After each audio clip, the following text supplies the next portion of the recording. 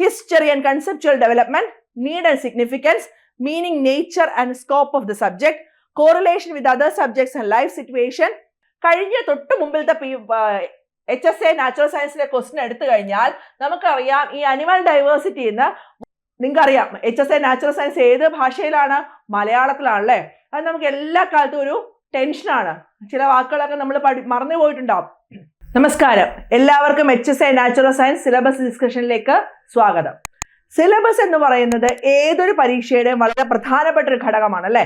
Syllabus എന്ന് പറയുന്നത് എന്താണ് നമ്മുടെ പരീക്ഷയ്ക്ക് വരുന്ന കണ്ടന്റ് എന്നതിനെ കുറിച്ച് നമുക്ക് കൃത്യമായിട്ടൊരു ബോധം ഉണ്ടാവണമെങ്കിൽ സിലബസ് നമ്മൾ അറിഞ്ഞിരിക്കണം. അപ്പൊ നിങ്ങളോട് ആദ്യം തന്നെ ഞാൻ പറയാണ്, നമ്മൾ സിലബസ് പഠിക്കാൻ തുടങ്ങുമ്പോൾ തന്നെ സിലബസിന്റെ ഒരു പ്രിന്റ് ഔട്ട് എടുത്ത് വെക്കാം. അപ്പൊ സിലബസിന്റെ ഒരു പ്രിന്റ് ഔട്ട് എടുത്ത് വെക്കുക. ഇനിയിപ്പോ സിലബസ് മാറിയാലോ എന്നൊരു ഡൗട്ട് നിങ്ങൾക്ക് തോന്നും. സിലബസ് മാറിയാലും ഇതിനകത്ത് 8 മോഡ്യൂളാണുള്ളത്. ഈ 8 മോഡ്യൂളിലില്ലാത്ത ഉള്ള കാര്യങ്ങളെ ഇതിനകത്ത് അങ്ങോട്ടും ഇങ്ങോട്ടും തിരിച്ചും മറിച്ചും വരാനും വരുള്ളൂ. കാരണം ഇതിനകത്ത് ഓൾമോസ്റ്റ് എല്ലാ കാര്യങ്ങളും ഉൾപ്പെടുത്തിയിട്ടുണ്ട്. അപ്പൊ സിലബസ് എന്ന് പറയുന്നത് വളരെ പ്രധാനപ്പെട്ട ഒന്നാണ്. അതിന്റെ ഒരു പ്രിന്റ് ഔട്ട് എടുത്ത് വെക്കാം.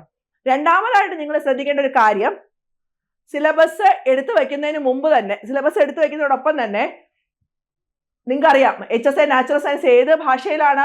മലയാളത്തിലാണല്ലേ. അത് നമുക്ക് എല്ലാ കാലത്തും ഒരു ടെൻഷനാണ്. ചില വാക്കുകളൊക്കെ നമ്മൾ മറന്നു പോയിട്ടുണ്ടാവും. ഈവൻ നമ്മൾ 10ാം ക്ലാസ് വരെ മലയാളം മീഡിയത്തിലാണ് പഠിച്ചതെങ്കിലും 11ഉം 12ഉം ഡിഗ്രിയും MSCയും ഒക്കെ കഴിയുമ്പോഴേക്കും നമ്മൾ ഈ മലയാളം വാക്കുകൾ മറന്നുപോകും. ഒരിക്കൽ ഓർമ്മയെക്കുറിച്ച് കാര്യങ്ങളൊന്നും മറന്നു പോകുന്നില്ല തെളിവാണ് നിങ്ങളൊന്ന് തുടച്ചു മിനുക്കി എടുത്ത് കഴിഞ്ഞാൽ ഇതൊക്കെ അങ്ങോട്ട് പുറത്തു വരും. നിങ്ങളൊന്ന് ബ്രഷ് അപ്പ് ചെയ്ത് കഴിഞ്ഞാൽ ഇതൊക്കെ നിങ്ങൾക്ക് പുറത്തു വരും. അപ്പൊ ഇതൊക്കെ പുറത്തു വരാൻ നമ്മളെ കൊണ്ട് സാധിപ്പിക്കും. നമ്മൾ പറ്റുമോ എന്നൊരു ചോദ്യമേ ഇല്ല. നിങ്ങൾ ക്യാൻ, ഐ ക്യാൻ എന്ന് രണ്ട് സെന്റൻസുകൾ എടുത്തു കഴിഞ്ഞാൽ ഐ ക്യാൻ മാത്രമേ ചിന്തിക്കാവൂ. എന്നെ കൊണ്ട് പറ്റും, നമ്മളത് ചെയ്തെടുക്കും. അപ്പൊ നിങ്ങളുടെ ഉള്ളിലെ ഉറച്ച വിശ്വാസമാണ് നിങ്ങളെ വിജയത്തിലെത്തിക്കുന്നത്. അപ്പൊ ഫോക്കസ്ഡ് ആയി, സിസ്റ്റമാറ്റിക് ആയി, സംശയമില്ലാതെ നിങ്ങൾ പഠിക്കാൻ ആരംഭിക്കൂ. ഉറപ്പായിട്ടും നിങ്ങളുടെ മുമ്പിൽ വിജയം ഉണ്ടായിരിക്കും. നിങ്ങളൊന്നും ആലോചിക്കേണ്ട. നിങ്ങളുടെ മുമ്പിൽ ഒരുപാട് പ്രതിബന്ധങ്ങൾ ഉണ്ടാവും. അപ്പൊ നമ്മള് പഞ്ചപാണ്ഡവരോട് അമ്പയ്യാൻ പറഞ്ഞപ്പോ പഞ്ചപാണ്ഡവർ എന്താ ചെയ്തത്? പഞ്ചപാണ്ഡവര് അവര് ഓരോരുത്തരായി വന്ന് കിളിയെ നോക്കി വന്നു. കിളിയുടെ കണ്ണിലാണ് അമ്പയ്യാൻ പറഞ്ഞത്. അർജുനൻ മാത്രമേ കണ്ണ് കണ്ടുള്ളൂ. ബാക്കി എല്ലാവരും ഇലയും മരവും മാങ്ങയും ഒക്കെ കണ്ടു. പക്ഷെ അർജുനൻ അമ്പെയ്ത് എവിടെയാണ്? കണ്ണില്. അർജുനന്റെ കണ്ണിൽ എത്തിക്കാൻ പറ്റിയത് കണ്ണ് മാത്രമേ കണ്ടുള്ളൂ. ഇനി നമ്മുടെ മുമ്പിലുള്ള ലക്ഷ്യം എന്തായിരിക്കണം? HSA natural science. നമ്മളത് നേടിയെടുക്കും എന്ന് നിങ്ങളൊന്ന് ഉറച്ചു വിശ്വസിച്ചേ. ചുറ്റും നമുക്ക് സമയമില്ല എന്ന് പറയുന്ന ആൾക്കാരുണ്ടാവും. എന്തുകൊണ്ടാണ് ഇത്രയും കാലം പഠിക്കാതെ ഇനിയിപ്പോൾ പഠിക്കാൻ പോവാണെന്ന് പറയുന്ന ആൾക്കാരുണ്ടാവും. ഇതൊന്നും നിങ്ങൾ ആലോചിക്കേണ്ട.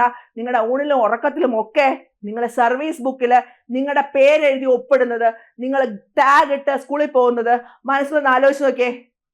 സ്വപ്നങ്ങളിലാണ് വരേണ്ടത്. നമ്മൾ ആ കൺസെപ്റ്റ് ഒക്കെ മാറി. എങ്കിൽ പോലും ഒരു നല്ല കോട്ടൺ സാരിയെ കൊടുത്ത് സ്കൂളിന്റെ വരാന്തയെ കൂടെ നിങ്ങളിങ്ങനെ നടക്കുന്നത് കണ്ണടച്ച് നിങ്ങളൊന്ന് സ്വപ്നം കാണൂ. അറിയാതെ നിങ്ങളുടെ ഉള്ളിലേക്ക് അത്തിക്ക് വരും. അതേ സ്പാർക്കോടുകൂടി നമുക്ക് തുടങ്ങാം HSA നാച്ചുറൽ സയൻസ് സിലബസ്. വരൂ, ഞാൻ പത്മശ്രീ രാധാകൃഷ്ണൻ. പാർട്ട് എ ഞാൻ ജസ്റ്റ് വായിച്ചു പോകുന്നതേ ഉള്ളൂ. പാർട്ട് എയില് module 1 renaissance and freedom movement. രണ്ടാമത്തെ മോഡ്യൂൾ എന്ന് പറയുന്നത് general knowledge and current affairs. മൂന്നാമത്തെ മോഡ്യൂൾ എന്ന് പറയുന്നത് methodology of teaching the subject. ഈ 3 മോഡ്യൂളാണ് നമുക്ക് പാർട്ട് എയിലുള്ളത്. പാർട്ട് എയില് 20 ക്വസ്റ്റ്യനും അല്ലെങ്കിൽ 20 മാർക്കും, പാർട്ട് ബി നമ്മുടെ കോർ സബ്ജക്റ്റിനകത്ത് 80 മാർക്കുമാണ് വരുന്നത്. അപ്പൊ നിങ്ങൾ വിചാരിക്കുന്നുണ്ടാവും പാർട്ട് ബി മാത്രം പഠിച്ചാൽ പോരെ, നമുക്ക് കിട്ടില്ലേ? അങ്ങനെയല്ല. പാർട്ട് എ എന്ന് പറയുന്നത് പ്രധാനപ്പെട്ടതാണ്, വളരെ പ്രധാനപ്പെട്ട കാര്യമാണ്. അതുകൊണ്ട് അത് ശ്രദ്ധിക്കുക തന്നെ വേണം. പാർട്ട് എയില് റിനൈസൻസ് ആൻഡ് ഫ്രീഡം മൂവ്മെന്റിന് കഴിഞ്ഞ പരീക്ഷയ്ക്ക് 5 മാർക്കിന്റെ ക്വസ്റ്റ്യനുകളാണ് ചോദിച്ചത്. രണ്ടാമത്തത് general knowledge and current affairs. അവിടെയും 5 മാർക്കിന്റെ ചോദ്യമാണ് ഉണ്ടായത്. കൂടുതലും ജനറൽ നോളജ് എന്നതിലുപരി കറണ്ട് അഫയേഴ്സ് ആണ്. കറണ്ട് അഫയേഴ്സ് കൃത്യമായിട്ട് ഇന്ന് മുതൽ നിങ്ങൾ കൃത്യമായിട്ട് പേപ്പറൊക്കെ വായിക്കുക കൃത്യമായിട്ട്. അപ്പൊ നിങ്ങൾക്ക് കറണ്ട് അഫയേഴ്സ് കിട്ടും. പേപ്പറിൽ വരാത്തൊരു കറണ്ട് അഫയേഴ്സ് ഉണ്ടാവില്ലല്ലോ. പേപ്പറൊക്കെ കൃത്യമായിട്ട് വായിക്കുക. പേപ്പർ വായിക്കാനായിട്ട് കുറച്ച് സമയം മാറ്റി വെക്കുക. നിങ്ങളോടൊപ്പം തന്നെ നിങ്ങളുടെ അനിയന്മാരോ അനിയത്തിമാരോ കുട്ടികളോ ഒക്കെ ഉണ്ടെങ്കിൽ അവരെ കൊണ്ട് വായിപ്പിക്കുക. എന്നിട്ട് ഇമ്പോർട്ടൻ്റ് ആയിട്ടുള്ള പോയിന്റ് ഒരു പേപ്പറിൽ എഴുതി വെക്കുക. കറണ്ട് അഫയേഴ്സ് ആയില്ലേ, നിങ്ങളുടെ നോളജും കൂടും. അപ്പൊ അതിന് 5 mark. Methodology and teaching the സബ്ജക്റ്റിന് 5 മാർക്ക്. അതില് പിന്നത്തെ 5 മാർക്ക് ചോദിച്ചത് കോൺസ്റ്റിറ്റ്യൂഷനെ പറ്റിയിട്ടാണ്. അപ്പൊ അത്യാവശ്യം നമ്മൾ അറിഞ്ഞിരിക്കേണ്ട കാര്യമാണ് ഭരണഘടന അല്ലെ. ഭരണഘടനയെ കുറിച്ചാണ് ചോദിച്ചിട്ടുണ്ടായിരുന്നത്. ഇങ്ങനെയാണെങ്കിൽ 20 മാർക്ക് കഴിഞ്ഞ പരീക്ഷയ്ക്ക് ഡിസ്ട്രിബ്യൂട്ട് ചെയ്തിട്ടുണ്ടായിരുന്നു. Renaissance and freedom movement, Module 2, General Knowledge and Current Affairs. Module 3, Methodology of Teaching the Subject.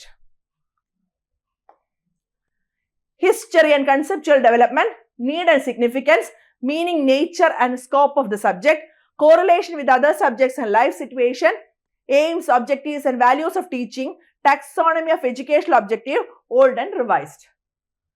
പറയണ്ടല്ലോ, ഇതിനെക്കുറിച്ചൊക്കെ നിങ്ങൾക്ക് അറിയാമല്ലോ. ഇതിനെക്കുറിച്ചൊക്കെ പറയാൻ നിന്ന് കഴിഞ്ഞാൽ നമ്മൾ കോർ സബ്ജക്റ്റിനെ കുറിച്ച് കുറയും. അപ്പോൾ ഇത് നിങ്ങൾക്ക് അറിയാമെന്ന് ഞാൻ വിചാരിക്കുന്നു. കൺസെപ്ച്വൽ ഡെവലപ്മെന്റ്, സിഗ്നിഫിക്കൻസ്, നമ്മുടെ കോറിലേഷൻ, മറ്റുള്ള സബ്ജക്റ്റുമായിട്ടുള്ള കോറിലേഷൻ, അതുപോലെ aims, objectives and values of teaching,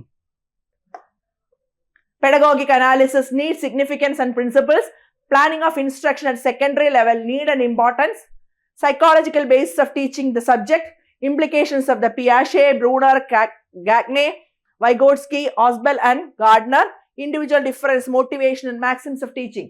അറിയാം, നിങ്ങളെല്ലാം ക്ലാസ്സുകൾ കേൾക്കുന്നുണ്ടാവും. ഇനി നിങ്ങൾ സൈക്കോളജി ക്ലാസ്സുകളൊക്കെ കേൾക്കും. എല്ലാവരും പിയാഷയും ബ്രൂണറും ഒക്കെ നമ്മൾ പഠിച്ച് തറവാക്കി വെച്ചിരിക്കുന്ന ആൾക്കാരാണ് അല്ലേ? ഏത് ഉറക്കത്തിലും ചോദിച്ചാൽ പറയുന്ന ആൾക്കാരാണ് വൈഗോട്സ്കി ഒക്കെ. അപ്പോൾ ഇനി നിങ്ങൾക്ക് തോന്നും, ഓ ഞാൻ പഠിച്ചിട്ട് കുറേ കാലമായി, ഞാൻ ഇതൊക്കെ എങ്ങനെയാ ഓർത്തെടുക്കുക? പഠിച്ചതൊന്നും മറക്കില്ല, പഠിച്ചതൊക്കെ നമ്മുടെ മനസ്സിലുണ്ടാവും. ഒന്ന് പൊടി തട്ടി കുടയേണ്ട ആവശ്യമേ ഉള്ളൂ. അപ്പൊ നിങ്ങൾ പഠിച്ചിട്ട് കുറേ കൊല്ലമായി. അപ്പൊ നിങ്ങൾ നോക്കിയേ, പഠിച്ചിട്ട് കുറേ കൊല്ലമായി എന്ന് പറഞ്ഞാൽ ഞാൻ പഠിച്ചിട്ട് എത്ര കൊല്ലമായി ഉണ്ടാവും? എനിക്ക് ഓർമ്മ വരുന്നില്ലേ? അപ്പൊ എനിക്ക് ഓർമ്മ വരാമെങ്കിൽ ഇത്രയും വൈബ്രന്റ് ആയി നിങ്ങൾക്ക് ഓർമ്മ വരാതിരിക്കുമോ? തീർച്ചയായിട്ടും ഓർമ്മ വരും. നിങ്ങളെ സുഖമായിട്ട് ക്ലിയർ ചെയ്യും. അപ്പൊ അതുകൊണ്ട് പിയാഷെയും ബ്രൂണറും വൈഗോട്സ്കിയും ഒന്നും അരച്ച് കലക്കി കുടിക്കേണ്ട കാര്യമൊന്നുമില്ല. ഒന്ന് പൊടി തട്ടിയെടുത്താൽ മതി, നമ്മളിതൊക്കെ ക്ലിയർ ചെയ്യും. Methods and strategies of teaching the subjects, models of teaching, techniques of individualization, instruction, curriculum, definitions, principles, modern trends and organizational approaches, curricular reforms, NCF, KCF, instructional resources, laboratory, library, club, museum, visual and audio-visual aids, community-based resources, e-resources, textbook, work and handbook. Assessment, evaluation, concepts, purpose, types, principles, modern techniques, CC and grading, tools and techniques, qualities of good test, types of test items, evaluation of projects, seminars and assignments, achievement test, diagnostic test, construction, characteristics, interpretation and remediation. നിങ്ങൾ വിചാരിക്കേണ്ടതല്ലേ ഇതൊക്കെ എനിക്ക് വായിക്കാറുണ്ട്, നിങ്ങൾ വന്നിട്ട് ഇവിടെ വായിക്കണമെന്ന്. അതുകൊണ്ടല്ല, ഞാൻ പ്രത്യേകം പറഞ്ഞു കോർ സബ്ജക്റ്റ് പറയാനായിട്ട് കുറച്ച് കൂടുതലുണ്ടാവും. 80 മാർക്കിന്റെ കോർ സബ്ജക്റ്റ് പറയാനുള്ളത് കൊണ്ട് ഇത് പ്രത്യേകമായിട്ട് എടുക്കുന്ന ആള് അത് വിശദമായിട്ട് അത് എടുക്കുന്നതിന് മുമ്പായിട്ട് ഇത് ഓരോന്നും എന്താണെന്നും എന്തൊക്കെയാണ് പഠിക്കേണ്ടതെന്നും കൃത്യമായിട്ട് പറയും. അപ്പൊ അതിനേക്കാളും കൂടുതലായിട്ട് ആധികാരികമായിട്ട് എനിക്ക് പറയാൻ പറ്റുന്നത് കോർ സബ്ജക്റ്റായ പാർട്ട് ബി യെ കുറിച്ചായിരിക്കും. അപ്പൊ അതിന് കൂടുതൽ സമയമെടുക്കുമെന്നുള്ളത് കൊണ്ടും നിങ്ങളെ ഒരുപാട് നേരം ബോറടിപ്പിക്കേണ്ടെന്ന് വെച്ചിട്ടാണ് ഇത് പറഞ്ഞു പോകുന്നത്, അല്ലാതെ വായിച്ചു വിടുന്നതാണെന്ന് വിചാരിക്കേണ്ട. Teacher, qualities and competency, different roles, personal qualities, essential teaching skill, micro teaching in action, research. ഇനിയാണ് നമ്മുടെ പാർട്ട് ബി. പാർട്ട് ബിയിലെ മോഡ്യൂൾ 1. മോഡ്യൂൾ 1 എന്ന് പറയുന്നത് അനിമൽ ഡൈവേഴ്സിറ്റി ആണ്. കഴിഞ്ഞ തൊട്ട് മുമ്പിലത്തെ HSA നാച്ചുറൽ സയൻസിലെ ക്വസ്റ്റ്യൻ എടുത്തു കഴിഞ്ഞാൽ നമുക്കറിയാം ഈ അനിമൽ ഡൈവേഴ്സിറ്റിന്ന് വളരെ ഇമ്പോർട്ടൻ്റ് ആയിട്ടുള്ള കുറേ ചോദ്യങ്ങൾ വന്നിട്ടുണ്ട്. അനിമൽ ഡൈവേഴ്സിറ്റി ഒഴിവാക്കിക്കൊണ്ടൊരു പഠനമേ ഇല്ല. അനിമൽ ഡൈവേഴ്സിറ്റി വളരെ ഇമ്പോർട്ടൻ്റ് ആണ്. അതിനകത്ത് എന്താ പഠിക്കേണ്ടത്? Whittaker's 5 kingdom classification. Whittaker's 5 kingdom classification, Robert H വിറ്റാക്കറിന്റെ 5 കിങ്ഡം ക്ലാസിഫിക്കേഷൻ. എന്താണ് റോബർട്ട് എച്ച് വിറ്റാക്കറിന്റെ 5 kingdom classification? Protista, Monera, Fungi, Plantae, Animalia. നമുക്കറിയാം 2 kingdom classification, 3 kingdom classification, 4 kingdom, 5 kingdom, ഇപ്പൊ 6 കിങ്ഡം ആയി കഴിഞ്ഞു. കോൾവോസിന്റെ 6 കിങ്ഡം ക്ലാസിഫിക്കേഷനും ആയി. എന്നാലും നമ്മളിപ്പോഴും പഠിക്കുന്നത് റോബർട്ട് എച്ച് വിറ്റാക്കറിന്റെ 5 കിങ്ഡം ക്ലാസിഫിക്കേഷൻ ആണ് അല്ലെ? അപ്പൊ അദ്ദേഹത്തിന്റെ ക്ലാസിഫിക്കേഷൻ ഇല്ലാതെ നമുക്ക് മുന്നോട്ട് പോകാൻ പറ്റില്ല. അപ്പൊ നിങ്ങൾ നോക്കിയേ, നമ്മുടെ ബയോളജി ടെക്സ്റ്റില് SCRT ടെക്സ്റ്റിലെ ബയോളജിക്കൽ ക്ലാസിഫിക്കേഷൻ എന്ന ലെസണിലാണ് വിറ്റാക്കേഴ്സ് ക്ലാസിഫിക്കേഷൻ പറയുന്നത്. അപ്പൊ നമ്മൾ ഉറപ്പിച്ചോളുക, SCRT 11th 12th നിങ്ങളുടെ കയ്യിൽ മലയാളം മീഡിയത്തിന്റെ ഉണ്ടായിരിക്കണം. നമുക്ക് നെറ്റിൽ നിന്ന് ഡൗൺലോഡ് ചെയ്തെടുക്കാവുന്നേ ഉള്ളൂ. അപ്പൊ 5 കിങ്ഡം ക്ലാസിഫിക്കേഷൻ ബയോളജിക്കൽ ക്ലാസിഫിക്കേഷൻ നമ്മൾ പഠിക്കുന്നുണ്ട്. Whittaker's 5 kingdom classification. അതിൽ ഫസ്റ്റ് എന്താ പറയുന്നത്? Kingdom Protista. പ്രൊട്ടിസ്റ്റയുടെ സാലിയൻ ഫീച്ചേഴ്സ്. പാരസിറ്റിക് പ്രോട്ടോസോവൻസ് എന്ന് പറഞ്ഞാൽ കിങ്ഡം പ്രോട്ടിസ്റ്റയില് കുറെ ആൾക്കാരുണ്ട്. കിങ്ഡം പ്രോട്ടിസ്റ്റയില് നമ്മൾ 5 കിങ്ഡം ക്ലാസിഫിക്കേഷനിൽ മൊണീറ, പ്രോട്ടിസ്റ്റ, ഫംഗെ, പ്ലാന്റ്, അനിമാലിയാണ്. അതിൽ പ്രോട്ടിസ്റ്റയിൽ പഠിക്കാനുള്ളത് നമുക്ക് പ്രോട്ടോസോവൻ പ്രോട്ടിസ്റ്റുകളെ കുറിച്ചാണ്. വേറെ ഉണ്ട് കിങ്ഡം പ്രോട്ടിസ്റ്റിൽ ആരൊക്കെയുണ്ട്? സ്ലൈം മൗൾസ്, ഡൈനോഫ്ലജല്ലേറ്റ്, യുഗ്ലിനോയിഡ്സ് എന്നൊക്കെ പറഞ്ഞ് നമ്മൾ പഠിക്കില്ലേ. അതിൽ പ്രോട്ടോസോവൻ പ്രോട്ടിസ്റ്റുകളിൽ എൻഡമീബ ഹിസ്റ്റോലിറ്റിക്ക, അമീബിയാസിസ്, ട്രിപ്പനോസോമ ഗാംബിയൻസിയെ, ഗാംബിയ ഫീവർ അല്ലെങ്കിൽ African sleeping sickness, Plasmodium vivax, malaria, ഇതൊക്കെ ഉണ്ടാക്കുന്ന ആൾക്കാരാണ് ഇവര്. അപ്പൊ ആദ്യത്തെ ആളാരാ? എൻഡമീബ ഹിസ്റ്റോലിറ്റിക്ക, മോർഫോളജി പഠിക്കണം, ലൈഫ് ഹിസ്റ്ററി പഠിക്കണം. രണ്ടാമത്തെ ആളാരാ? ട്രിപ്പനോസോമ ഗാംബിയൻസിയെ, പ്ലാസ്മോഡിയം വൈവാക്സ്, ഇവരുടെയൊക്കെ എന്ത് പഠിക്കണം? Morphology, life history, pathogenicity, prophylactic measures. അപ്പൊ പ്രോട്ടോസോവൻ പ്രോട്ടിസ്റ്റിലെ ഇത്രയും കാര്യങ്ങൾ നമുക്ക് പഠിക്കണം. ആരെയൊക്കെ പ്രധാനമായിട്ട് പഠിക്കണം? എൻഡമീബ ഹിസ്റ്റോലിറ്റിക്ക, അതുപോലെ Plasmodium vivax, Trypanosoma gambiense. Kingdom Animalia, നേരെ മറ്റുള്ളവരെയൊക്കെ നമ്മൾ വിട്ടു. കിങ്ഡം അനിമാലിയ എന്നൊരു 5-6 ചോദ്യങ്ങൾ നമുക്ക് പ്രതീക്ഷിക്കാം കേട്ടോ. വളരെ ഉറപ്പായിട്ട് ചോദിക്കാവുന്ന ഹോട്ട്സ്പോട്ട് തന്നെയാണ് കിങ്ഡം അനിമാലിയ എന്ന് പറയുന്നത്. Levels of organisation, cellular level, tissue level, organ level, organ system level, coelom, symmetry എന്നൊക്കെ പറഞ്ഞ് പഠിക്കും. അപ്പോൾ ഇതിനകത്ത് നമ്മൾ ഫൈലം നോൺ കോഡേറ്റ ഉണ്ട്. ഈ ഫൈലം നോൺ കോഡേറ്റയില് Coelenterata, Ctenophora, Platyhelminthes, Aschelminthes, Annelida, Arthropoda, Echinodermata, Mollusca, Hemichordata, എല്ലാവരെ കുറിച്ചും പഠിക്കണം നോൺ കോഡേറ്റയിൽ. നമ്മൾ വളരെ സിമ്പിൾ ആയിട്ടൊരു കാര്യം പറഞ്ഞുതരാമേ. അപ്പം നമുക്കറിയാം സെല്ലുലാർ ലെവലുണ്ട്, ടിഷ്യൂ ലെവലുണ്ട്, ഓർഗൻ ലെവലുണ്ട്, ഓർഗൻ സിസ്റ്റം ലെവലുണ്ട്. പലപ്പോഴും പഠിക്കുന്നവർക്കും പഠിപ്പിക്കുന്നവർക്കും കൺഫ്യൂഷൻ ഉണ്ടാക്കുന്ന ഒരു സാധനമാണ് പ്രോട്ടോസോവ സിലിൻഡ്രേറ്റ് പഠിച്ചു വരുമ്പോഴേക്കും അടുത്ത ആൾ അതിൻ്റെ പാട്ടിന് പോയിട്ടുണ്ടാവും. അപ്പോൾ നമ്മൾ വളരെ പെട്ടെന്ന് പഠിക്കാനായിട്ട് ചില കോഡുകളൊക്കെ ഉപയോഗിച്ച് നമ്മൾ പഠിക്കും. അപ്പോൾ ഉദാഹരണത്തിന് CCE മാർക്ക് പഠിപ്പിക്കാൻ പോകുന്ന എല്ലാവർക്കും അറിയാം, കണ്ടിന്യൂസ് കോംപ്രിഹെൻസീവ് ഇവാലുവേഷൻ അല്ലെ. കണ്ടിന്യൂസ് കോംപ്രിഹെൻസീവ് ഇവാലുവേഷൻ എന്ന് പറഞ്ഞാൽ ഒരു കുട്ടിയെ കണ്ടിന്യൂസ് ആയിട്ട് നോക്കിയിട്ട് നമ്മൾ ഇവാലുവേറ്റ് ചെയ്തിരുന്ന മാർക്കാണ്. ഈ കണ്ടിന്യൂസ് കോംപ്രിഹെൻസീവ് ഇവാലുവേഷൻ ആരിട്ടാലും സിസ്റ്റമാറ്റിക് ആയിട്ട് ഇട്ട് പോകുന്ന മാർക്കാണ്, ബേസ്ഡ് ഓൺ സർട്ടൺ ക്രൈറ്റീരിയ അല്ലെ. ചില മാനദണ്ഡങ്ങളൊക്കെ വെച്ച് ഇന്ന ദിവസം വെക്കാൻ പറഞ്ഞു. ഇന്ന ദിവസം വെച്ച ആ കുട്ടിക്ക് ഞാൻ നോക്കിയാലും വേറൊരു ടീച്ചർ നോക്കിയാലും പിന്നെ മാർക്ക് കൊടുക്കണ്ടേ. അപ്പൊ നമ്മുടെ ഒരു ചപ്പാത്തി എടുക്കുക, ചപ്പാത്തി നമ്മൾ ഈക്വൽ ആയിട്ട് ഡിവൈഡ് ചെയ്യാൻ പറ്റും. ആര് മുറിച്ചാലും റേഡിയസിൽ കൂടെ ഈക്വൽ ആയി ഡിവൈഡ് ചെയ്യാൻ പറ്റും. ഏകദേശം ചപ്പാത്തി മുറിക്കുന്നത് പോലെയാണ് നമ്മുടെ CCE മാർക്ക് മുറിക്കുന്നത്. ചപ്പാത്തി മുറിക്കുന്നത് റേഡിയൽ സിമെട്രി പോലെയാണ്. അപ്പൊ ചപ്പാത്തിയും റേഡിയൽ സിമെട്രിയും CCEയും ഒരുപോലെയാണെന്ന് നമുക്ക് പഠിക്കാം. അപ്പൊ C വെച്ച് തുടങ്ങുന്ന സിലിൻഡ്രേറ്റയ്ക്കും, C വെച്ച് തുടങ്ങുന്ന ടീനോഫോറയ്ക്കും, E വെച്ച് തുടങ്ങുന്ന എക്കിനോഡർമേറ്റയ്ക്കുമാണ് റേഡിയൽ സിമെട്രി. ഇങ്ങനെയൊക്കെ നമുക്ക് ആ സിമെട്രി പഠിക്കാം. ഇതിൽ ചെറിയ ചെറിയ വ്യത്യാസങ്ങൾ വരും. നമ്മൾ ബേസിക് ടു സ്പെഷ്യലൈസിലേക്കാണ് പഠിക്കുന്നത്. അപ്പം നമ്മൾ ആദ്യം ബേസിലെ കാര്യങ്ങൾ പഠിക്കും, എന്തൊക്കെയാണ്, പിന്നെ അതിൻ്റെ വ്യത്യാസങ്ങൾ, എക്സെപ്ഷൻസ് ഒക്കെയാണ് നമ്മൾ പഠിക്കുക. വളരെ സിമ്പിളായിട്ട് പഠിക്കാം. അതുപോലെ cellular level, tissue level, organ level നമ്മൾ എങ്ങനെ പഠിക്കാം? 1 to 1 പഠിക്കാം. ഒന്നാമത്തെ ഫൈലത്തിന് സെല്ലുലാർ ലെവൽ, പിന്നത്തെ 2 ഫൈലത്തിന് ടിഷ്യൂ ലെവൽ, പിന്നത്തെ ഒരു ഫൈലത്തിന് ഓർഗൻ ലെവൽ, പിന്നത്തെ ബാക്കിയുള്ളവരൊക്കെ ഓർഗൻ സിസ്റ്റം. 1 to 1. ഒന്നാമത്തെ ആള് സെല്ലുലാർ ലെവൽ, പിന്നത്തെ 2 പേര് ടിഷ്യൂ, പിന്നത്തെ ഒരാൾ ഓർഗൻ, പിന്നെ ഓർഗൻ സിസ്റ്റം. അപ്പൊ അങ്ങനെ നമുക്ക് പഠിക്കാം. ഫൈലം നോൺ കോഡേറ്റ, ഫൈലം സിലിൻഡ്രേറ്റയിൽ ആരൊക്കെ പഠിക്കണം? Hydrozoa, Scyphozoa, Anthozoa. Hydrozoa Obelia, Scyphozoa Aurelia, Anthozoa sea anemone. Polymorphism in Coelenterata. ആരാണ് മെയിൻ ആയിട്ട് പോളിമോർഫിസം കാണിക്കുന്നതെന്ന് അറിയോ? പോർച്ചുഗീസ് മാൻ ഓഫ് വാർ എന്നറിയപ്പെടുന്ന ഫൈസാലിയ അല്ലെ. നമ്മുടെ വീട്ടിലെ 2 പെൺകുട്ടികളുണ്ടെങ്കിൽ 2 ആൺകുട്ടികളുണ്ടെങ്കിൽ നമ്മൾ പറയും നീ അത് ചെയ്യുക ഞാനിത് ചെയ്യാം, നീ അത് ചെയ്യുക ഞാനിത് ചെയ്യാന്ന് പറയും. ഈ ഡിവിഷൻ ഓഫ് ലേബർ അല്ലെ. ഇതുപോലൊക്കെ തന്നെയാണ് ജീവികളിലും. ഇപ്പൊ നമ്മുടെ സിലിൻഡ്രേറ്റയെ കുറിച്ച് ഹൈഡ്രോസോവ, സ്കൈഫോസോവ, ആന്തോസോവ പഠിക്കണ്ടേ? പഠിക്കാം. അടുത്ത പ്ലാറ്റിഹെൽമിന്തസ്. ഒരു കാര്യത്തിൽ രക്ഷപ്പെട്ടു. ഇതിന്റെ ഇടയ്ക്ക് ഒരു ഫൈലം ഉണ്ട് ടീനോഫോറ, അത് സ്കിപ്പ് അടിച്ചു. HSA നമുക്കത് പഠിക്കണ്ട, നമ്മൾ രക്ഷപ്പെട്ടു. പ്ലാറ്റിഹെൽമിന്തസിൽ ജനറൽ ക്യാരക്ടേഴ്സ് പഠിക്കുമ്പോൾ ടർബലേറിയ, ട്രിമറ്റോഡ, സിസ്റ്റോഡ. കഴിഞ്ഞ തൊട്ട് മുമ്പിലത്തെ HSAയിൽ ഒരു ക്വസ്റ്റ്യൻ ഉണ്ടായിരുന്നു. ഇതിനകത്ത് പ്ലനേറിയ ഉൾപ്പെടുന്ന ക്ലാസ് ഏതാണ്? പ്ലനേറിയ ഉൾപ്പെടുന്ന ക്ലാസ് ആണ് ടർബലേറിയ. ഉണ്ടായിരുന്നു തൊട്ട് മുമ്പിലത്തെ പ്രീവിയസ് ക്വസ്റ്റ്യൻ പേപ്പർ നോക്കിയാൽ നിങ്ങൾക്ക് കാണാൻ പറ്റും. അപ്പോൾ ടർബലേറിയ, ട്രിമറ്റോഡ, സിസ്റ്റോഡ, പ്ലാറ്റിഹെൽമിന്തസ് അല്ലെ. Flat worms, platy flat, helminth worms, Platyhelminthes, flat worms. അടുത്താണ് നിമറ്റോഡയിൽ നമ്മൾ പഠിക്കുന്ന ജനറൽ ക്യാരക്ടേഴ്സ്. എക്സാമ്പിൾ എന്തൊക്കെയാണ്? Ascaris, Ancylostoma, Enterobius vermicularis, Wuchereria, bancrofti. അതായത് ഇതിനകത്ത് കൃമി, കൊക്കപ്പുഴു ഇവരൊക്കെയാണ് വരുന്നത്. അസ്കാരിസിനെ അറിയാം നിങ്ങൾക്ക്. അസ്കാരിസ് റൗണ്ട് വേംസ് അല്ലെ, റൗണ്ട് വേംസ് ആണ്. Ancylostoma, Enterobius vermicularis, Wuchereria ബാങ്ക്രോഫ്റ്റി. ഊച്ചറേറിയ ബാങ്ക്രോഫ്റ്റി എന്ന് പറയുന്നതാണ് ഫൈലേറിയൽ വേം, മന്ത് ഉണ്ടാക്കുന്നത് അല്ലേ. അടുത്ത ഫൈലം അനലിഡ. നമ്മുടെ അനലിഡ്സ്, റിംഗ് ലൈക്ക് സെഗ്മെന്റ്സ് എന്ന് പറയും. മോതിരങ്ങൾ അടുക്കി വെച്ചതുപോലെ അനുലസ്, റിംഗ് ലൈക്ക് സെഗ്മെന്റ്സ് ഉള്ള അനലിഡ. റിംഗ് വേം അല്ല, എർത്ത് ആണ് ടിപ്പിക്കൽ എക്സാമ്പിൾ. മണ്ണിര, ഫാർമേഴ്സ് ഫ്രണ്ട്, നേച്ചേഴ്സ് ഫ്ലോമാൻ എന്നൊക്കെ പറയുന്ന മണ്ണിര. ലീച്ച്, ഹിർഡിനേറിയ ഗ്രാനുലോസ, ഹിർഡിൻ എന്ന് പറയുന്ന ആന്റികോയാഗുലന്റ് ഉള്ള Hirudinaria. General characters classes Polychaeta, Oligochaeta, Hirudinea, Arenicola, Nereis, ഹിർഡിനേറിയ.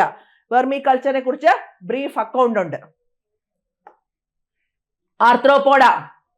ആർത്രോപോഡയിൽ എന്തൊക്കെയാണ് general characters? Classes Crustacea, Insecta, Merostomata, Myriapoda. എല്ലാം കുറച്ചൊക്കെ ഇങ്ങനെ സ്കിപ്പ് ചെയ്തൊക്കെയാണ് HSA നാച്ചുറൽ സയൻസ് സിലബസിൽ ഇട്ടിരിക്കുന്നത്. അപ്പോൾ അല്ലെങ്കിൽ ഒന്നൊന്നിനകത്ത് ഇൻക്ലൂഡ് ചെയ്തൊക്കെയാണ് ഇട്ടിരിക്കുന്നത്. ഒരുപാട് പഠിക്കാനുണ്ടെന്ന് വെച്ചാൽ ഒരുപാടൊന്നും പഠിക്കാനില്ല, നമുക്ക് പഠിക്കാവുന്നതേ ഉള്ളൂ. വളരെ കുറച്ച് ഇങ്ങനെ ഒതുക്കിയിട്ടാണ് സിലബസ് ഇട്ടിരിക്കുന്നത്. അല്ല ഭയങ്കര വാസ്റ്റ് ആയിട്ടുള്ള സിലബസ് ആണെന്ന് വിചാരിക്കരുത്, നമുക്ക് പഠിക്കാൻ പറ്റുന്ന ഒരു സിലബസ്. ഫൈലം ഒണൈക്കോഫോറ, പെരിപാറ്റസ്. ഞാൻ നേരത്തെ പറഞ്ഞില്ലേ, Peripatus. Affinities, distribution, social organisation of honey bee, mention caste system, economic importance, sericulture. ഹണീബിയെ കുറിച്ച് നന്നായിട്ട് പഠിക്കണം. അതുപോലെ തന്നെ നമ്മുടെ പട്ടുനൂൽ പുഴുവിനെ കുറിച്ച് നന്നായി പഠിക്കണം. ഓയിസ്റ്ററിനെ കുറിച്ച്, അങ്ങനത്തെ കാര്യങ്ങളൊക്കെ നമ്മൾ വളരെ സ്പെസിഫിക് ആയിട്ട് പ്രത്യേകമായിട്ട് എടുത്ത് പറയുന്നുണ്ട്. വെർമി കൾച്ചർ പ്രാധാന്യം, എക്കണോമിക് ഇമ്പോർട്ടൻസ് ഉള്ള എല്ലാ കാര്യങ്ങളും പറയുന്നുണ്ട്. വെർമി കൾച്ചർ, അതുപോലെ തന്നെ ഹണി ബീയുടെ കാര്യം, അതുപോലെ സെറികൾച്ചർ, ഇതൊക്കെ നമ്മൾ പറഞ്ഞിട്ടുണ്ട് ഇതിനകത്ത്. Phylum Mollusca, classes Amphineura, Chiton, Bivalvia Perna, Scaphopoda, Dentalium, Gastropoda, Pila, Cephalopoda, Sepia. ഈ ഫൈലം എനിക്ക് ഭയങ്കര ഇഷ്ടമാണ്, കാരണം സെപ്പിയൊക്കെ ഭയങ്കര ഇഷ്ടമാണ്. കണവ, കൂന്തൽ എന്നൊക്കെ പറയില്ലേ, കഴിക്കാനൊക്കെ നല്ല അടിപൊളി സാധനമാണ്. അതൊക്കെ ഉള്ളൊരു ഫൈലമാണ്. അതുകൊണ്ട് ഫൈലം മൊളസ്ക.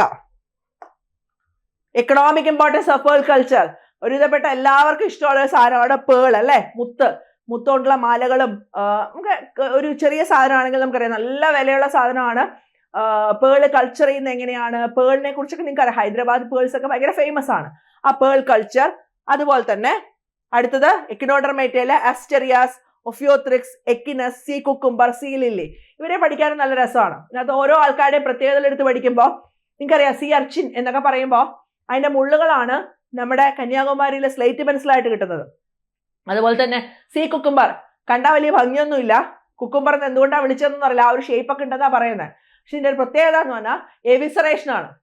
നമ്മളിങ്ങനെ പിടിച്ചു കഴിഞ്ഞാണല്ലോ അതിന്റെ വിസറൽ ഓർഗൻസ് മുഴുവൻ അത് പുറത്തേക്ക് കളയും.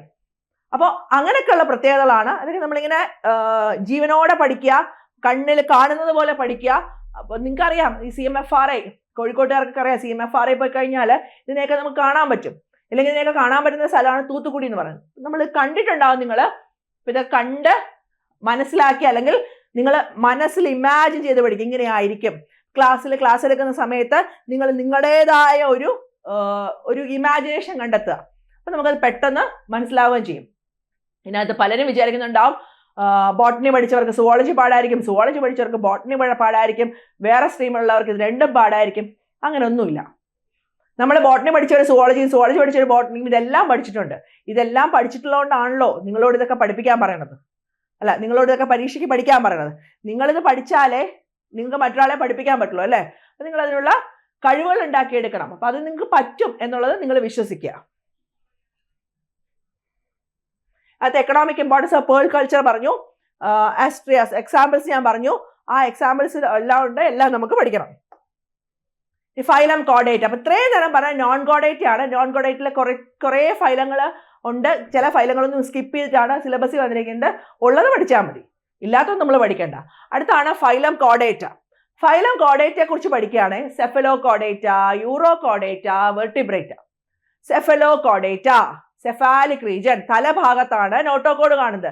യൂറോ കോഡേറ്റ, യൂറോ എന്ന വാക്കിന്റെ അർത്ഥം വാൽ എന്നാണ്. അപ്പൊ യൂറോ കോഡേറ്റ എന്ന് പറഞ്ഞാൽ വാൽ ഭാഗത്താണ് നോട്ടോകോഡ് കാണുന്നത്. അടുത്ത വെർട്ടിബ്രേറ്റ, വെർട്ടിബ്രേറ്റയുടെ ജനറൽ ക്യാരക്ടേഴ്സ് പഠിക്കണം. അതോടൊപ്പം തന്നെ യൂറോ കോഡേറ്റിൽ അസിഡിയ, സെഫലോ കോഡേറ്റിൽ ആംഫിയോക്സിസ് ഒക്കെയാണ് എക്സാമ്പിൾ.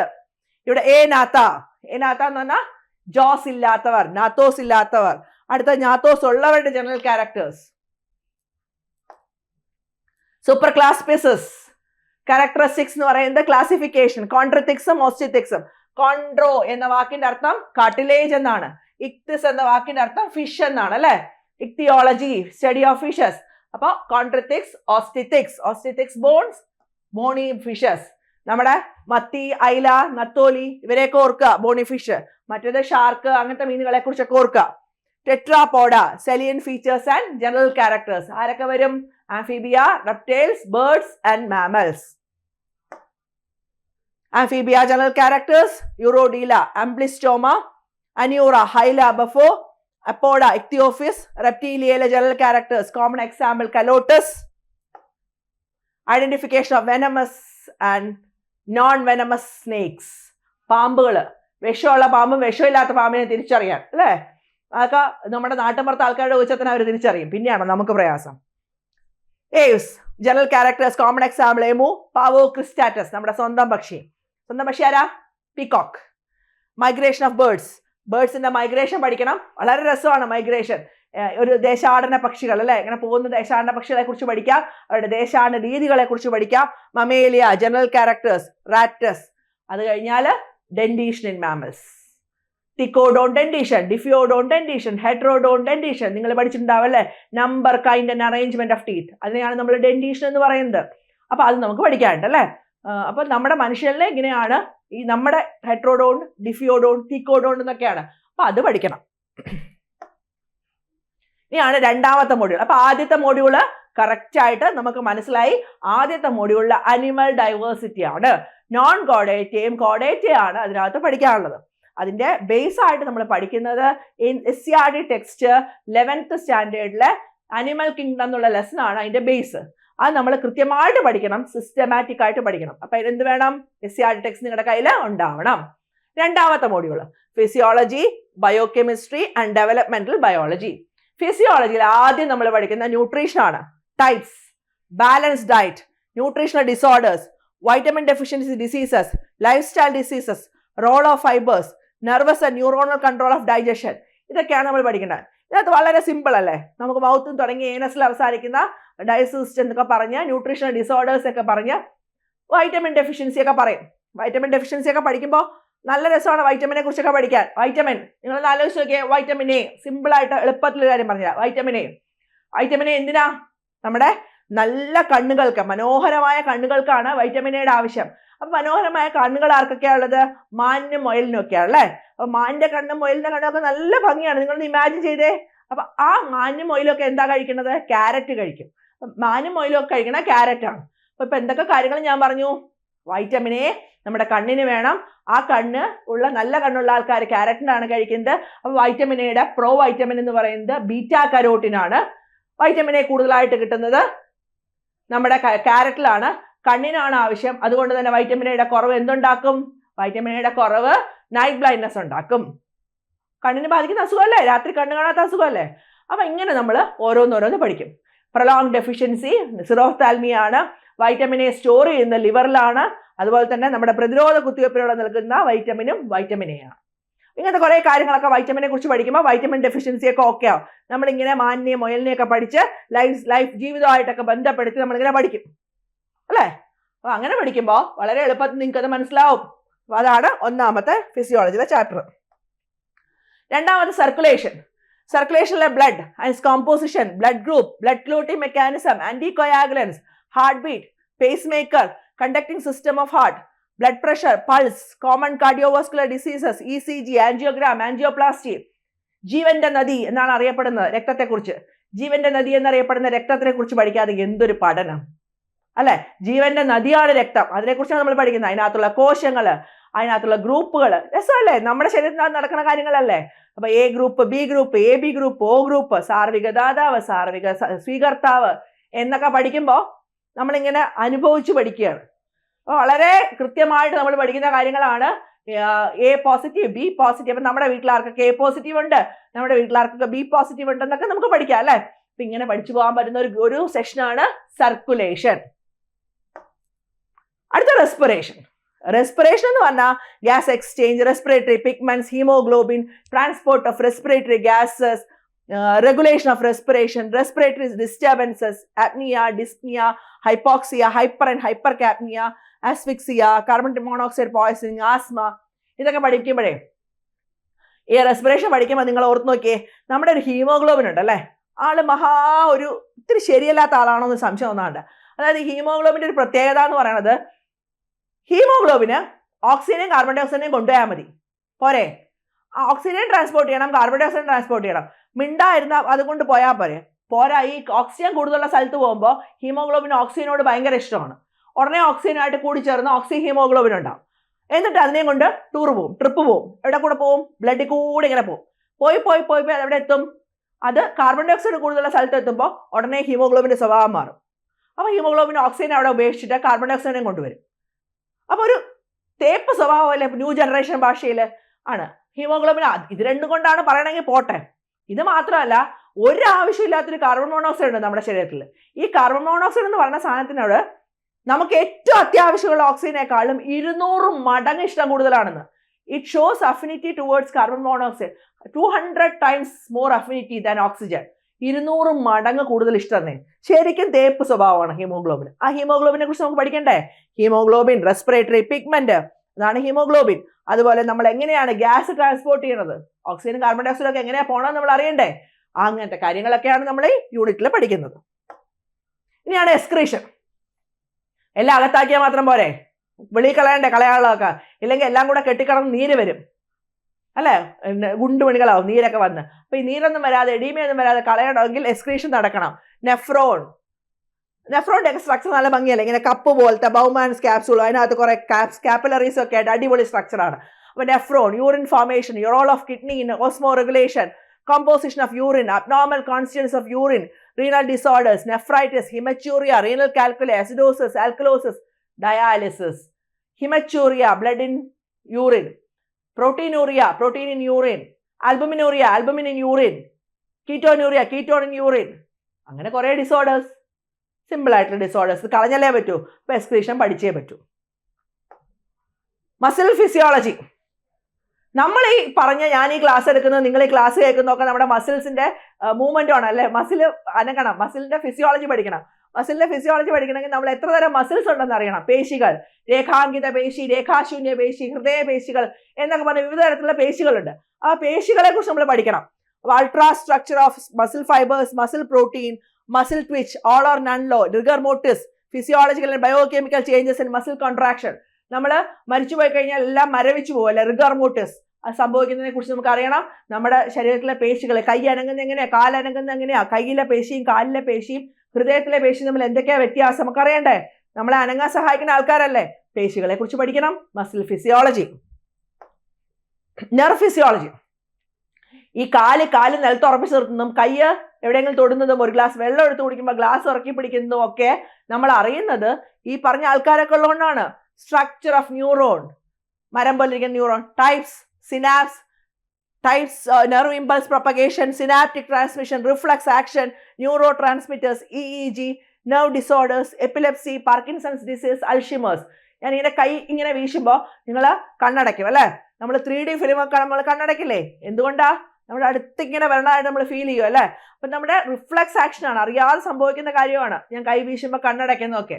അങ്ങനെ റിഫ്ലക്സ് ആക്ഷനെ കുറിച്ച് നമ്മൾ പഠിക്കണം. അതൊക്കെയാണ് ഈ ചാപ്റ്ററിനകത്ത്. എൻഡോക്രൈനോളജി. എൻഡോക്രൈൻ എന്ന് പറഞ്ഞാൽ ഹോർമോൺ സെക്രീറ്റ് ചെയ്യുന്ന ഗ്ലാൻസിനെയാണ് എൻഡോക്രൈൻ ഗ്ലാൻസ് എന്ന് പറയുന്നത്. എൻഡോക്രൈൻ ഗ്ലാൻസിനെ കുറിച്ച് പറയുകയാണെങ്കിൽ thyroid, parathyroid, adrenal gland, pancreas, pineal gland, hypothalamus, pituitary, gonads, അങ്ങനെ എൻഡോക്രൈൻ ഗ്ലാൻസ്, ഡക്ട്ലെസ് ഗ്ലാൻസ്. അവരെ കുറിച്ച് പഠിക്കണ്ടേ? പഠിക്കണം. കാരണം നമ്മുടെ കഴുത്തിനകത്ത് thyroid gland is present in the neck on the either side of the trachea. ട്രക്കിയയുടെ ഇരുവശത്തുമായിട്ട് കാണുന്ന തൈറോയിഡ് ഗ്ലാൻഡ് ആണ് മനുഷ്യരിലെ ഏറ്റവും വലിയ അന്തസ്രാവി ഗ്രന്ഥി അഥവാ എൻഡോക്രൈൻ ഗ്ലാൻഡ്. അത് നമുക്ക് പഠിക്കണം. Endocrine glands in man, hormones and disorders, mechanism of hormonal activity. അടുത്ത biochemistry. Biomolecules, carbohydrates, proteins, lipids, nucleic acid, structure and classification with example. Nucleic acid, DNA, RNA പഠിക്കാതെ പോകാൻ പറ്റുമോ?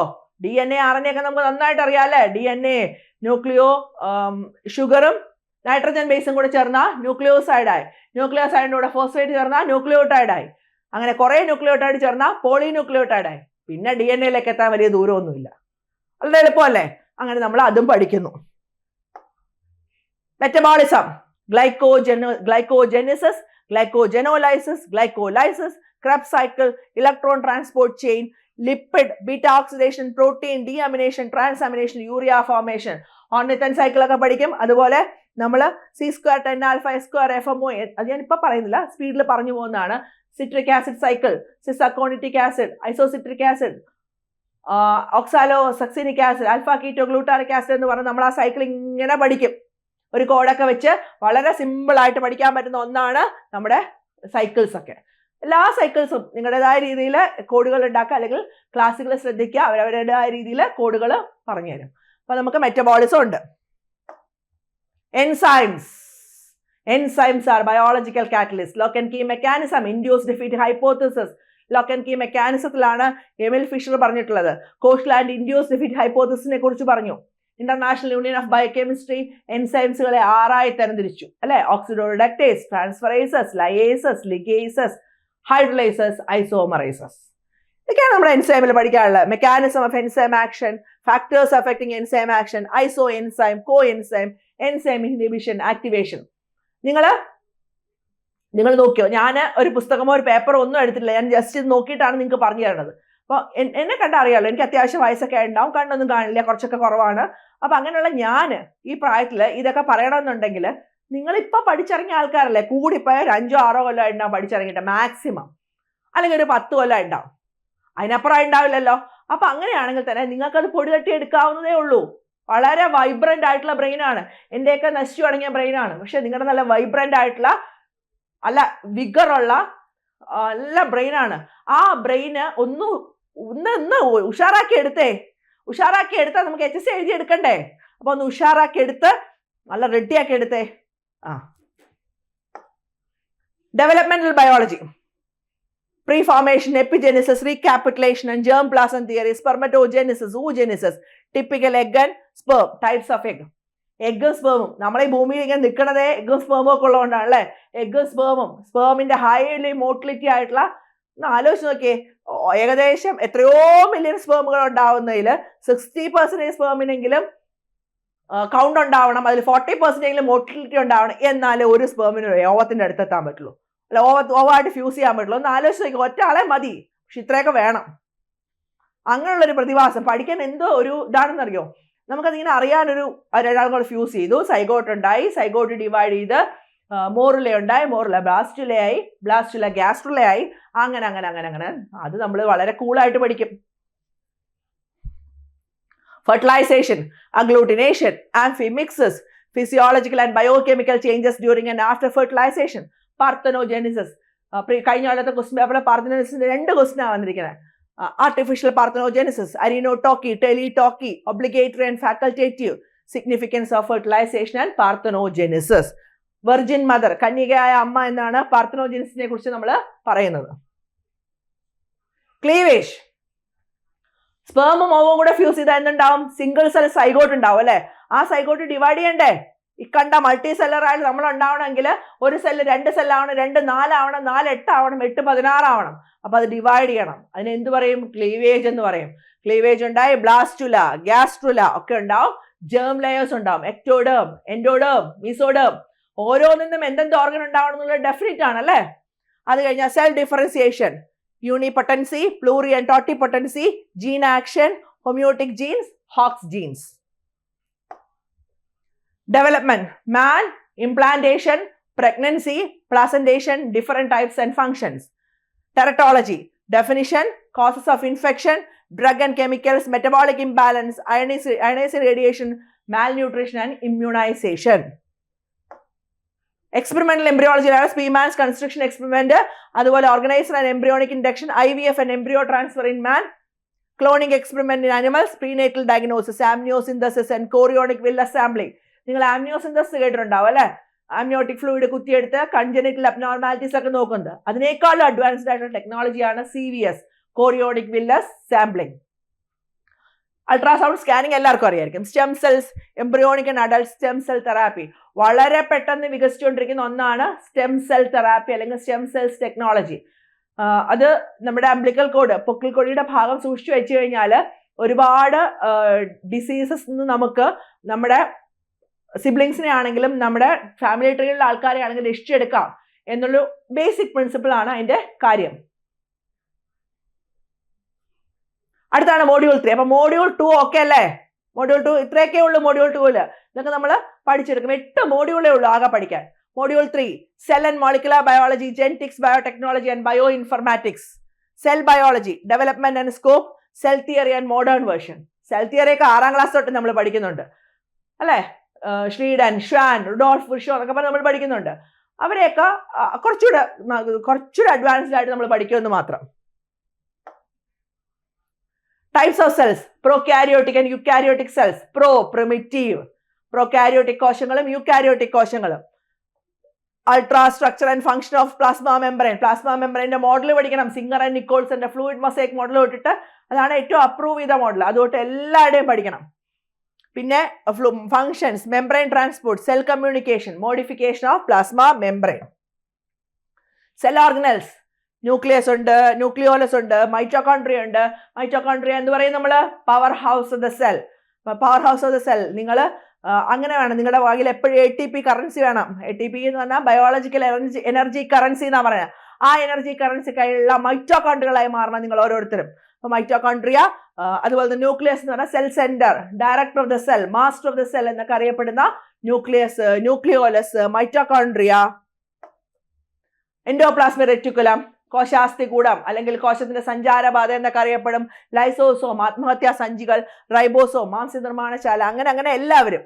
Endoplasmic reticulum, structure, function, types, lysosomes, morphology, polymorphism and function, ribosome, different types, subunits and function. Subunit എന്നൊരു question ഉണ്ടായിരുന്നു കഴിഞ്ഞ question പേപ്പറിൽ. Centrioles and basal bodies, structure and function, microbodies, peroxisome, glyoxysomes, functions and cell division. Cell division question ഉണ്ടായിരുന്നു, glyoxysomes question ഉണ്ടായിരുന്നു. അതുപോലെ എൻഡോപ്ലാസ്മിക് റെറ്റിക്കുലത്തിന് question ഉണ്ടായിരുന്നു. Molecular biology, gene expression.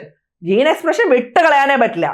കാരണം ജീൻ എക്സ്പ്രഷന് replication, transcription, translation, central dogma and molecular biology. അതിൽ നിന്ന് ക്വസ്റ്റ്യൻ ചോദിക്കാത്തൊരു ക്വസ്റ്റ്യൻ പേപ്പറേ ഇല്ല. അപ്പോൾ central dogma and molecular biology, 1 gene 1 and same hypothesis, genetic code, wobble hypothesis. കഴിഞ്ഞ പ്രാവശ്യത്തെ ക്വസ്റ്റ്യൻ പേപ്പറിലും ജെനറ്റിക് കോഡിനെ കുറിച്ച് ക്വസ്റ്റ്യൻ ഉണ്ടായിരുന്നു. Contributions of Khorana, Nirenberg and associates, DNA polymerase, chaperones, protein synthesis.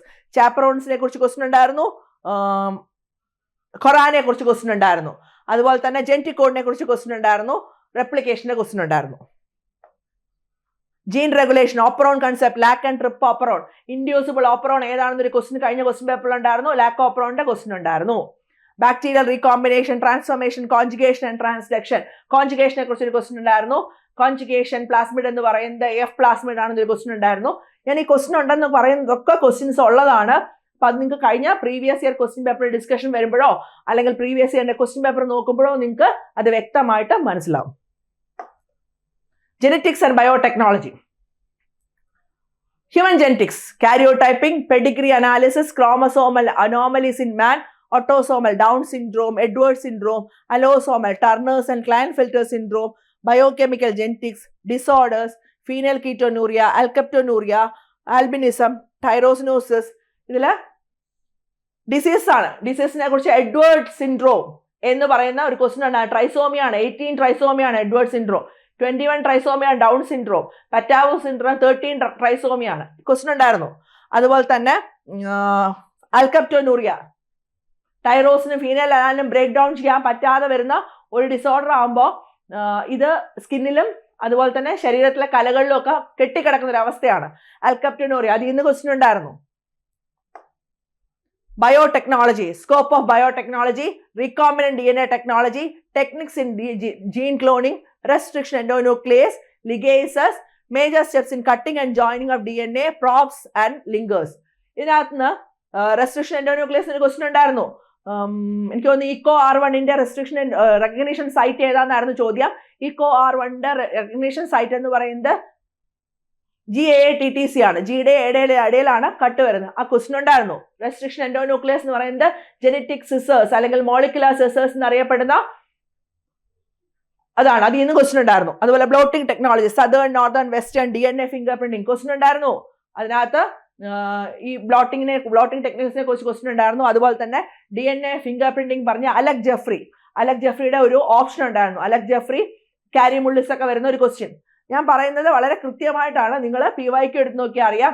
Alec Jeffrey എന്ന് പറഞ്ഞ DNA ഫിംഗർ പ്രിന്റിങ്ങും കാരി മുള്ളിസ് എന്ന് പറയുന്നത് പോളിമറൈസ് ചെയിൻ റിയാക്ഷനും, ഈ രണ്ട് ഓപ്ഷനും വരുന്ന ഒരു ക്വസ്റ്റ്യൻ ഉണ്ടായിരുന്നു. പക്ഷെ ഇത് രണ്ടും ആയിരുന്നില്ല ക്വസ്റ്റിന്റെ ആൻസർ. അപ്പൊ ഇത് രണ്ടും അറിഞ്ഞു കഴിഞ്ഞാൽ നമുക്ക് എലിമിനേറ്റ് ചെയ്യാം. 4 3 നമുക്ക് കറക്റ്റ് ആയിട്ട് അറിയാം ഇന്നതിൻ്റെതാണെന്ന്. അപ്പൊ 4ാമത്തെ ആളാണ് ഉത്തരം നമുക്ക് കണ്ടുപിടിക്കാൻ വലിയ പ്രയാസമൊന്നുമില്ല. 3 നമുക്ക് എലിമിനേറ്റ് ചെയ്ത് കളയാമല്ലോ. അങ്ങനെയും പഠിക്കാം. Genomic library, cDNA library, PCR, DNA sequencing, human genome project, hybridoma and monoclonal antibodies, transgenic organism. ഇതിനകത്ത് ഹ്യൂമൻ ജീനോം പ്രോജക്ട് എന്ന ക്വസ്റ്റ്യൻ ഉണ്ടായിരുന്നു. Practical application, medicine, agriculture, industry, pollution control, forensic and judiciary, potential hazards of biotechnology. അപ്പൊ ഇതിനകത്ത് നിന്ന് question ഉണ്ടായിരുന്നു എന്ന് പറയുന്ന കുറേ ടോപ്പിക്കുകൾ ഞാൻ പറഞ്ഞു. അപ്പൊ ഈ ടോപ്പിക്കും വളരെ ഇമ്പോർട്ടൻ്റ് ആണ്. പറഞ്ഞ പോലെ തന്നെ ഈ പറഞ്ഞ സിലബസ് എന്ന് പറയുന്നത് എടുത്തു വെച്ച് പഠിച്ചു കഴിഞ്ഞാൽ, സിലബസ് കാണാതെ പഠിക്കാനല്ല ഞാൻ പറയുന്നത്, സിലബസിലെ എല്ലാ പോർഷൻസും കവർ ചെയ്ത് കഴിഞ്ഞാൽ വലിയ ബുദ്ധിമുട്ടില്ലാതെ നമുക്ക് HSA ഒപ്പിടാം സർവീസ് ബുക്കിൽ. Immunology and microbiology. Immunology, immunity, definition types, immune system, primary and secondary, immunogens, antigens, antigen-antibody reaction. ഇതൊന്നും ക്വസ്റ്റ്യൻ ഉണ്ടായിരുന്നു. എപ്പിടോപ്പ്, പാരാടോപ്പ് എന്നൊക്കെ പറയുന്ന ഒരു ക്വസ്റ്റ്യൻ ഉണ്ടായിരുന്നു. ശ്രദ്ധിച്ചോളാം. Immune response, allergy, classification, AIDS, auto immunity, vaccines. Auto immunity എന്ന് ക്വസ്റ്റ്യൻ ഉണ്ടായിരുന്നു. ഇമ്മ്യൂണോഗ്ലോബുലിൻസ് എന്ന് ക്വസ്റ്റ്യൻ ഉണ്ടായിരുന്നു. Microbiology, survey of microbes, viruses, prions, viroids, bacteria, protozoa, applied microbiology in various field, microbial disease in man. അത് വൈറിയോൺസിനും ഇന്റർഫെറോൺസിനും ഒക്കെ question ഉണ്ടായിരുന്നു. അടുത്താണ് module 4. 4ാമത്തെ module എന്ന് പറയുന്നത് ഇക്കോളജി, എത്തോളജി, ഇവല്യൂഷൻ ആൻഡ് സൂജിയോഗ്രഫി. അതിനകത്ത് ആദ്യം വരുന്ന ഇക്കോളജി ആണ്. Population ecology, properties of population, emigration, immigration, migration, population fluctuations. Community ecology definition, species diversity, population attributes, natality, mortality, sex ratio, ഇതൊക്കെ നമുക്ക് പഠിക്കാറുണ്ട്. ഇക്കോളജി എന്ന് പറയുന്നത് ഭയങ്കര തലമുണ്ടാക്കി ഭയങ്കര സീരിയസ് ആയിട്ട് പഠിക്കേണ്ടത്, നമുക്ക് റിലാക്സേഷൻ കിട്ടുന്നതാണ്. ഇപ്പൊ 3rd മോഡ്യൂളൊക്കെ പഠിച്ചു കഴിയുമ്പോഴേക്കും 3rd മോഡ്യൂൾ വരെയൊക്കെ എത്തിക്കഴിയുമ്പോൾ 4th മോഡ്യൂൾ കുറച്ചൊരു റിലാക്സേഷൻ, ഇക്കോളജിയൊക്കെ കുറച്ച് റിലാക്സ്ഡ് ആയിട്ട് നമുക്ക് പഠിക്കാൻ പറ്റുന്ന ഒരു ടോപ്പിക്കാണ്. വൈൽഡ് ലൈഫ് കൺസർവേഷൻ വളരെ ഈസിയാണ് പഠിക്കാൻ. Threatened species, Red Data Book, IUCN, WWF sites, Greenpeace, Biosphere Reserve, National Park, sanctuaries, forest in India, importance of mangroves, hotspot, ecosystem conservation, in situ conservation, ex situ conservation. ഇത് ഇത്രയും നമുക്ക് വളരെ എളുപ്പത്തിൽ പഠിക്കാം. അടുത്താണ് ഇത്തോളജി, അനിമൽ ബിഹേവിയർ. നിങ്ങൾ വിചാരിക്കുന്നത് ഞാൻ എവിടേക്ക് സ്പീഡിൽ പോകണമെന്ന്. ഞാൻ ഈ സ്പീഡിൽ പോയില്ല എന്നുണ്ടെങ്കിൽ സിലബസിൽ 8 മോഡ്യൂളുണ്ട്. ഈ 8 മോഡ്യൂളും പറഞ്ഞു കഴിയുമ്പോഴേക്കും നിങ്ങൾക്ക് പിന്നെ ഇടയ്ക്കിടയ്ക്ക് നിർത്തി കേൾക്കാം അല്ലെ. കുറെ ലെങ്തി ആയിരിക്കും. 8 മോഡ്യൂളും പറയാതെ സിലബസ് കവർ ചെയ്യാൻ പറ്റില്ല. സിലബസിനെ കുറിച്ച് ഒരു ഓവറോൾ ആയിട്ട് നിങ്ങൾക്ക് ഒരു ഐഡിയ ഉണ്ടാവണം. അത് കഴിഞ്ഞ് നമ്മൾ PYQനെ കുറിച്ച് നിങ്ങൾക്ക് ഒരു ഐഡിയ ഉണ്ടാവണം. ഇതൊക്കെ കഴിഞ്ഞിട്ടാണ് നമ്മളിങ്ങനെ അതിൽ കാലെടുത്ത് വെക്കുക. കാലെടുത്ത് വെക്കുമ്പോഴേക്കും നിങ്ങൾക്ക് ആ ഒരു ഇഷ്ടം മനസ്സിലാപ്പോഴേക്കൊക്കെ ഡെവലപ്പ് ചെയ്തെടുക്കുക. ഇതൊക്കെയാണ് പഠിക്കാനുള്ളത്, ഇത്രയൊക്കെയല്ലേ പഠിക്കാനുള്ളൂ, ഇതൊക്കെ ഞാൻ പഠിക്കും എന്നങ്ങ് വിചാരിക്കുക. Ethology, motivation, learning, types, socio biology, pheromones and human pheromone. Evolution, geological time scale, fossils, fossil dating and significance of fossils. എന്നോ ഭൂമിയിൽ ജീവനുണ്ടായി, എന്നോ ഭൂമി ഉണ്ടായില്ല, എന്നോ ജീവനുണ്ടായി. ആ ജീവനുണ്ടായ മുതൽ ഇന്ന് വരെയുള്ള കാലഘട്ടത്തിനെ ഇറാസ്, എപ്പോക്സ്, പീരീഡ്സ് ഒക്കെ ഡിവൈഡ് ചെയ്തിട്ടുണ്ട്. ഇതിനെയാണ് നമ്മൾ ജിയോളജിക്കൽ ടൈം സ്കെയിൽ എന്ന് പറയുന്നത്. Genetic drift, genetic equilibrium, Hardy Weinberg principle അല്ലെങ്കിൽ law, punctuated equilibrium, speciation, sympatric, allopatric, adaptive radiation. Adaptive radiation, speciation എന്നൊക്കെ ചോദ്യങ്ങൾ ഉണ്ടായിരുന്നു. സൂജിയോഗ്രഫിയിൽ animal distribution, different types, factors affecting distribution, realms, brief account of each realm, biogeographical classification of India, eastern and western Ghats. Geographical realms ne kurichൊരു question കഴിഞ്ഞ കൊല്ലത്തെ തൊട്ട് മുമ്പിലത്തെ നമ്മുടെ HSA നാച്ചുറൽ സയൻസിൽ ഉണ്ടായിരുന്നു.